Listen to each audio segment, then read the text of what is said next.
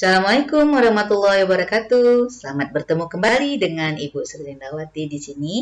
Apa kabar semuanya? Mudah-mudahan semua sehat ya. Ya, semoga keadaan sekarang yang pandemi ini tetap tidak mempengaruhi kalian dan tetap bersemangat dalam mengikuti pembelajaran. Mudah-mudahan kita akan segera bertatap muka ya. Baiklah, untuk kesempatan kali ini Ibu akan melanjutkan materi pembelajaran kita karena minggu lalu kita sudah membahas tentang pengertian dari limit fungsi aljabar. Oke, sebelumnya Ibu akan melihatkan kalian peta konsep pembelajaran limit, namun kalian tolong siapkan bukunya ya, karena kita akan mulai belajar. Jangan lupa alat tulisnya ya. Oke. Kita lihat di sini ya bahwa dari peta konsep itu bahwa yang kita pelajari tentang limit itu yang pertama adalah pengertian dari limit itu sendiri, kemudian sifat dari limit fungsi, kemudian limit fungsi aljabar dan penyelesaiannya. Nah, untuk kali ini secara sedikit Ibu akan tampilkan juga bagaimana penyelesaian cara limit ini dengan menggunakan cara substitusi. Oke, siap? Oke, Ibu ada memberikan kalian modul nanti ya, silakan kalian baca-baca. Oke, kita lihat yang pertama. Sebelum kita mulai, kita harus mengingat kembali tentang apa itu pengertian limit. Nah, limit ya untuk X mendekati A pada suatu fungsi f(x), maka ini nilainya artinya dia mendekati L ya. Artinya apa? Kalau bentuk penulisan seperti ini, artinya jika X mendekati A, tapi X tidak sama dengan A, maka nilai f(x) itu akan mendekati L. Jadi intinya limit itu adalah nilai pendekatan. Oke, di sini juga kita singgung sedikit tentang limit kiri dan limit kanan yang sudah kita bahas di pertemuan sebelumnya, yaitu tentang gambaran atau pengertian dari limit secara intuisi ya. Jadi kalian dengan gambar kalian bisa melihat bagaimana bahwa limit itu adalah suatu proses yang kontinu. Nah, jika yang tidak kontinu maka dia tidak memiliki limit di titik itu. Oke, selanjutnya ada hal catatan yang penting di sini bahwa secara dasar ya, konsep dasar matematika, cara kita mengerjakan soal matematika yang ada limitnya itu hanya dengan tinggal mengganti atau mensubstitusi variabel X menjadi angka yang didekati oleh X tersebut. Ternyata gak terlalu rumit sebenarnya limit ini ya. Jadi tetap semangat ya. Oke, kita lihat selanjutnya. Ini ada satu contoh ya, Ibu coba berikan kalian soal. Limit X mendekati 1 untuk fungsi 5X pangkat 3 tambah 7X pangkat 14 tambah 6 dibagi dengan 8X pangkat 5 ditambah 4X pangkat 9 dikurang 6. Ayo, berapa nilainya? Dengan cara substitusi, dengan mudah kalian akan mendapatkannya. Sudah dapat? Iya, kita lihat ya. Kita cek apakah jawaban kalian benar. Nah, kita hanya perlu mensubstitusi saja di sini.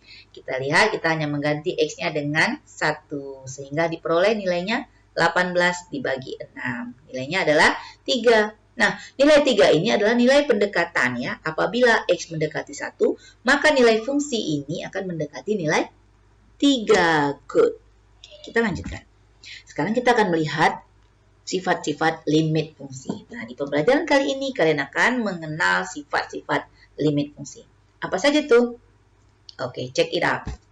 Yang pertama, limit X mendekati A untuk fungsi K, maka nilainya adalah K itu sendiri. Oke, kita lihat contohnya. Misalnya, limit X mendekati 2 untuk fungsi 3, maka nilainya adalah 3. Artinya, 2 ini tidak mempengaruhi fungsi itu sendiri, karena itu merupakan konstanta.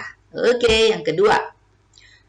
Limit X mendekati A untuk fungsi X, maka nilainya adalah A itu sendiri. Karena tadi konsepnya adalah bahwa kita itu mengganti variabel X dengan nilai yang didekati oleh X, yaitu A. Sehingga limit X mendekati A untuk fungsi X sendiri adalah A. Contohnya, limit X mendekati 2 untuk fungsi X, maka nilainya adalah good, 2. Selanjutnya, contoh yang ketiga. Sifat yang ketiga. Di sini adalah perkalian skalar terhadap suatu fungsi. Nah, untuk di sini sifatnya itu dapat kita keluarkan skalarnya sehingga kita limitkan saja fungsinya berdasarkan sifat yang sudah kita ketahui. Oke, untuk limit X mendekati 2 3x kuadrat, maka 3-nya kita letakkan di luar, kita menghitung limit x-nya ini. Sehingga kita peroleh nilainya adalah untuk yang ini, iya 3 kali 4 atau 12. Oke, berikutnya. Sifat yang keempat yaitu tentang penjumlahan dua fungsi. Nah, untuk sifatnya yang penjumlahan dua fungsi, kita dapat menghitungnya untuk tiap-tiap limitnya, seperti ini. Ya, oke kita pisah, nggak masalah ya. Oke, ini kalau misalnya limit x mendekati 3x pangkat 2 ditambah 2x, boleh kita hitung secara sendiri-sendiri. Nah, kalau seperti ini kita peroleh hasilnya. Untuk fungsi yang ini hasilnya 9, untuk fungsi yang ini hasilnya 6. Sehingga hasil akhirnya adalah fungsi ini mendekati 15. Oke, berikutnya yang kelima. Yang kelima adalah sifat fungsi di mana dua fungsi dikalikan. Nah, kita ingin menghitung limitnya. Nah, di sini kita boleh menghitung satu per satu. Dan kemudian hasilnya kita kalikan. Kalian bisa lihat contoh yang di sini. Ya, untuk limit ini kita hasilkan 4 dan yang ini kita hasilkan negatif 2. Nah, tinggal kita kalikan. Sepertinya untuk sifat yang ini mudah kalian pahami ya. Oke, sifat yang keenam. Oke, sifat yang keenam ini adalah sifat pembagian dari fungsi.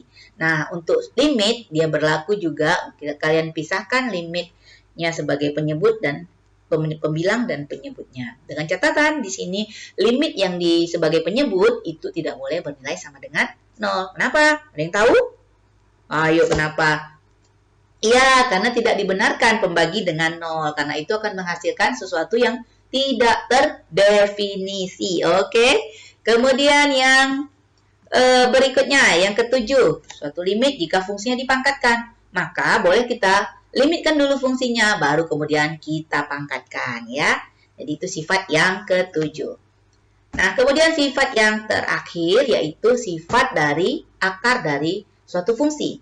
Nah, jika limit akar dari suatu fungsi yang berbentuk akar seperti ini, maka kita boleh meletakkan limitnya ke dalam akar. Nah, kita cari dulu yang di dalam akar ini, kemudian barulah kita cari dulu limitnya, setelah itu barulah kita akarkan. Nah, dengan n bilangan asli ya, di sini dengan n itu harus lebih dari 2. Jadi akar yang dihitung adalah mulai dari akar atau akar kan artinya nilai akar pangkat 2 ya. Nah, kemudian kalau akar pangkat 3 ditulis dan seterusnya dan seterusnya. Nah, dengan memahami bentuk ini kalian diharapkan bisa mengerjakan persoalan-persoalan limit ya. Nah, untuk yang seperti ini Ibu rasa kalian sudah bisa mengerjakan persoalan-persoalan yang dalam bentuk akar. Nah, seperti contoh berikut ini. Oke, bagaimana? Tidak begitu sulit kan tentang limit, asalkan kalian paham tentang sifat-sifat limit. Oke, baik Ibu rasa itu pembelajaran kita kali ini. Kita lihat rangkumannya. Kembali yang sudah kita pahami adalah pengertian limit fungsi. Yang pertama, limit fungsi itu adalah nilai pendekatan di sekitar titik tertentu, baik pendekatan dari arah kiri maupun dari arah kanan terhadap titik tersebut. Nah, Ibu ulangi kembali untuk limit x mendekati A, fungsi x akan mendekati L. Ya. Nah, ini kalian pahami bentuk limitnya. Yang kedua, sifat-sifat fungsi aljabar itu ada 8. Yang pertama, sifat untuk limit konstanta, nilainya adalah konstanta. Sifat limit x untuk suatu fungsi x, maka nilainya ada A. Kemudian yang menggunakan skalar, seperti ini. Yang menggunakan penjumlahan dua fungsi, kita bisa memisah-misahnya. Kemudian untuk perkalian fungsi kita boleh menghitung secara tersendiri-sendiri dan kemudian mengalikannya. Kemudian untuk bentuk pecahan kita bisa membagi dulu dengan catatan penyebut tidak boleh sama dengan 0. Sedangkan untuk perpangkatan kalian boleh mencari dulu limit fungsinya dan kemudian dipangkatkan. Dan yang terakhir untuk bentuk akar ya dari suatu fungsi boleh kalian meletakkan akarnya di luar dari limit itu sendiri. Oke, mudah-mudahan bisa paham ya. Dan ingat, secara konsep dasar matematika, cara kita mengerjakan persoalan limit hanya dengan tinggal menggantikan atau mensubstitusi variabel x menjadi angka yang didekati oleh x tersebut. Oke, Ibu rasa kalian sudah paham. Nanti Ibu akan memberikan beberapa persoalan untuk kalian berlatih di modul. Tetap cek Google Classroom-nya ya. Oke, tetap semangat. Ibu akhiri. Assalamualaikum warahmatullahi wabarakatuh.